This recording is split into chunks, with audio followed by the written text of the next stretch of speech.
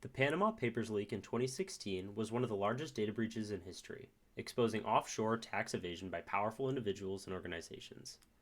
This case explores how it happened and the broader implications of mega leaks. Just a quick disclaimer, this analysis is based all on publicly available information and was adapted for educational purposes. While not all details are known, the public data provides key insights into this massive breach. This case study is based on reports about the Panama Papers leaks.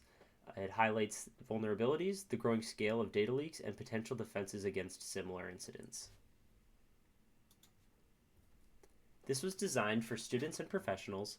This presentation focuses on web security, zero-day vulnerabilities, and lessons to prevent data leaks on such a massive scale. We'll examine the vulnerabilities that enabled the Panama Papers breach, the increasing scale of data leaks, and the key measures to defend against similar attacks. The Panama Papers leak exposed 2.6 terabytes of data from Mossack Fonseca, excuse me if I didn't pronounce that correctly, a law firm in Panama.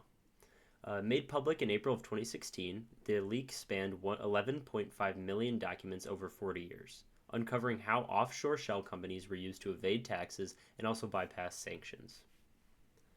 This leak exposed a global network of shell companies connected to politicians, business leaders, and criminals. It was the largest leak of its kind at the time and sparked widespread outrage and also investigations. So how did it happen? The breach began with the hacked email server and unpatched versions of WordPress and Drupal. Mossack Fonseca's main website ran on WordPress, while a client portal used Drupal, both of which had known to have vulnerabilities.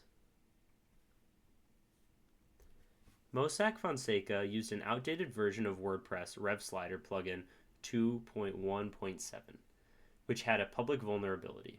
Critical log files were also left unprotected, making this breach almost inevitable. So the client portal ran Drupal's version 7.23, which was vulnerable to the SQL injection attacks known as Drupalgeddon, a critical patch that had been made available since 2014, but it was not applied, leaving the portal wide open to anybody that wanted to attack it. So what should we learn from this? Patch, patch, patch. The key takeaway is the importance of patching these vulnerabilities promptly.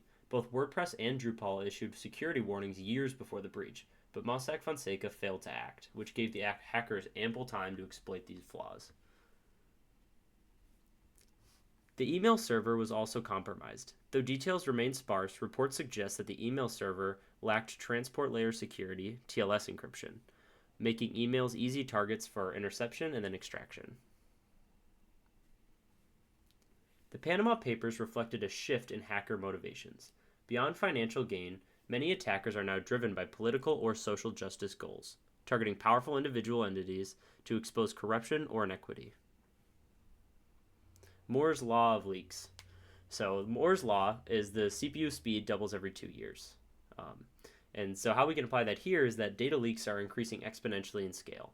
From the Pentagon Papers leak, which was 7,000 documents, to WikiLeaks 1.73 gigabytes, and the Panama Papers 2.6 terabytes, the volume of leaked information doubles over time, mirroring Moore's Law in computing. So just question. This is an opportunity for you to pause the video and contemplate these questions. So given the trend of exponentially increasing leaks, how can our organizations adapt to this reality? And what strategies can they adopt to secure data and ensure trust in an era of mega leaks? For additional insights, consult the listed references. The Panama Papers breach underscores the critical need for proactive security practices in an age where information leaks are growing in frequency and also scale. Thank you for listening.